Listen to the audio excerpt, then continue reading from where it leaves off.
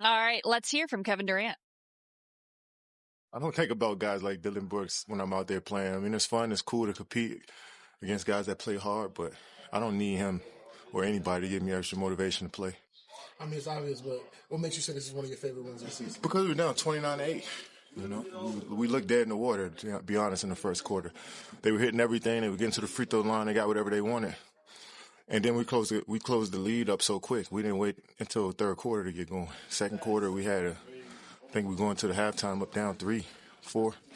So we didn't wait. We kept, after that first quarter, we put our foot on the gas and was able to be a little bit more physical, even though our physicality led to some fouls. But I'd rather us be aggressive than, play back. And I think that's what we did. We was able to put our hands on them and fluster them a bit. And, now they were starting to, look for fouls now, look for the free throw line, look to get in the bonus. I took them away from their rhythm on the offensive side of the ball. So, yeah, I thought it was an overall resilient effort since the first quarter, and everybody contributed. We got 3 guys with 20, I think. 3 guys with 20, 7 guys in double figures. Like, we didn't get 30 assists, but, shit, we were close. We missed a lot of shots, but just an overall great game team-wise. Is any part of it being your favorite one of the year because of your history? Nah, not at all. Like I said, just how we started the game off. I'm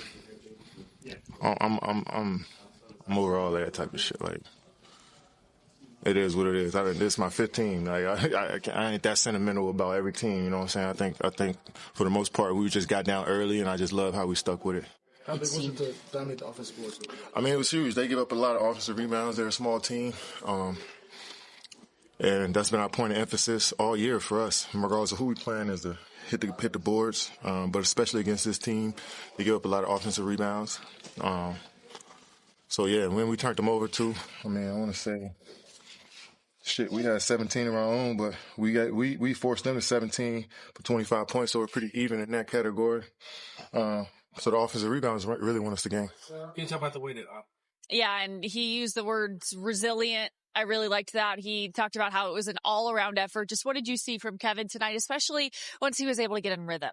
There's a reason why you go and get Kevin Durant, and it's something that Houston was missing. The last 2 or 3 years, a game like this, you probably lose, but he hit tough bucket after bucket. I want to say in that second quarter, Houston ends up winning 33-20, but the ball start moving, and then you just needed a guy to make shots. Let's get to our Kia player profile, where we are talking about Kevin Durant. Sorry, go ahead, Ryan. Just what did you see from KD once he was able to get going? This second quarter was tough. The offense was as stagnant as you could imagine, and Kevin Durant, he ISO'd for buckets. He came off dribble handoffs. The ball movement was allowing him to snap free a little bit. And these were mega baskets, okay? Until the team got back in rhythm, you have a guy who's bona fide and certified and can make shots. And that second quarter put his team right back on pace. And what it did is it softened the defense of Phoenix that was just overly aggressive and relying on Houston to miss shots. Yeah, all right. Now we're going to talk about some of that physicality. You heard him in Thompson tonight post-game talking about trash talking. It was one of the major storylines of this game. And as much as those two love each other, man, that was fun. We'll talk about it next.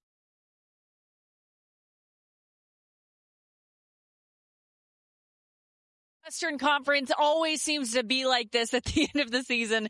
It is a bloodbath, and this year has been no exception. So the Rockets right now are currently 50-29. Yes, another 50-win season. They're in 5th place. The Suns remain in 7th. So much could change, within the next few games all around the league. Hi, everybody. Welcome back to Rockets Postgame After Dark. Yeah, a lot of implications. We're going to go to our Fun Can't Lose presented by Academy Sports and Outdoors, because a big part of the Western Conference, Ryan Hollins, is physical play. We see that, it seems like, from a lot of these Western Conference teams, and especially if there's a little bit of history between the two teams. We had it from the start. We had Jalen Green kind of pulling on him in Thompson's jersey. You saw Jay Sean and Dillon Brooks going at it.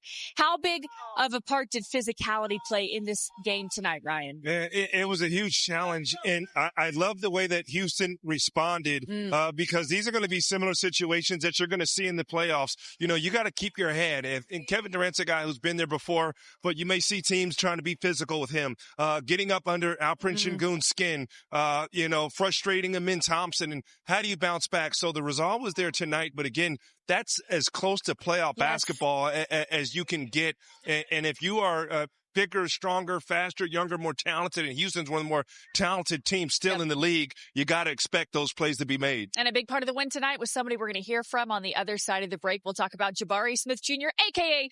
Big Shot Bari, and some of his play tonight, some of his composure, particularly down the stretch. That's next.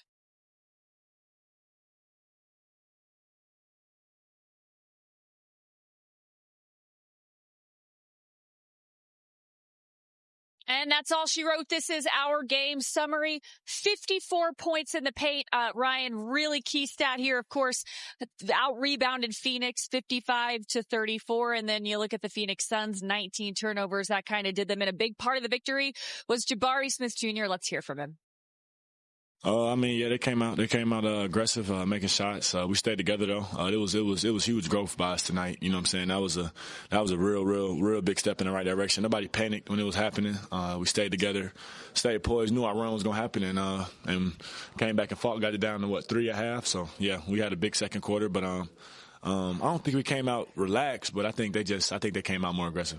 Kevin always talked about, earlier in the season, Kevin talked about, he just wanted to play ball and wanted you all to be able to do the exact same thing, not have to depend on him so much. Mm-hmm. Over the last month and a half, can you all see that starting to happen more where you all everybody's starting to gel and the chemistry starting to come together? Yeah, he instilled that confidence in us. He ain't never told us to not to do something or stop doing something. He always encourages us to do more, you know what I'm saying, and gets on us when we're not aggressive, gets on us when we're not taking shots, you know what I'm saying? So he's always instilled that confidence in us, and it's showing now. You know what I'm saying? He trusting us to make big shots, making passes in the crowd, and just everybody's just aggressive. Everybody playing together, everybody flowing.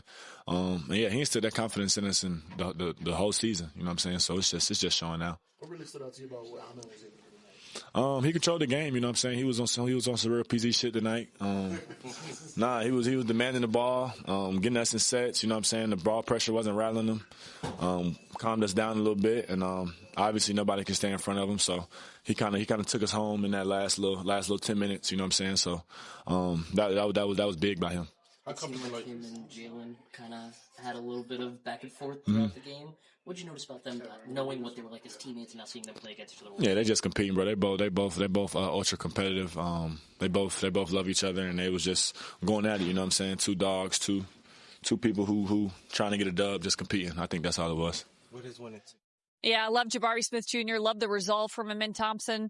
And Ryan, I love you for joining me. One quick thought just to wrap everything up. What did you think of the comeback win, the resiliency, and the fact that this Rockets team, it's not even up for debate. They're playing their best basketball as they head into the playoffs.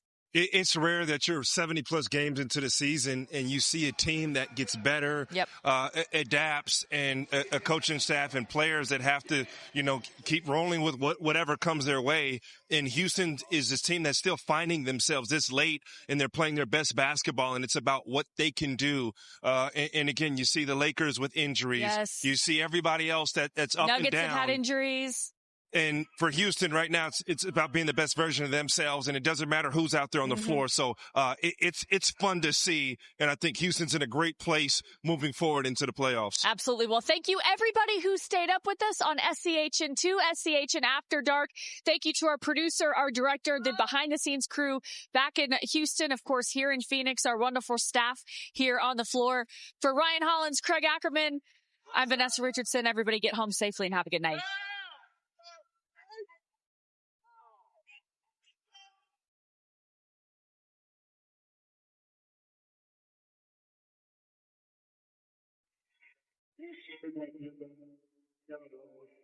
They're not gonna.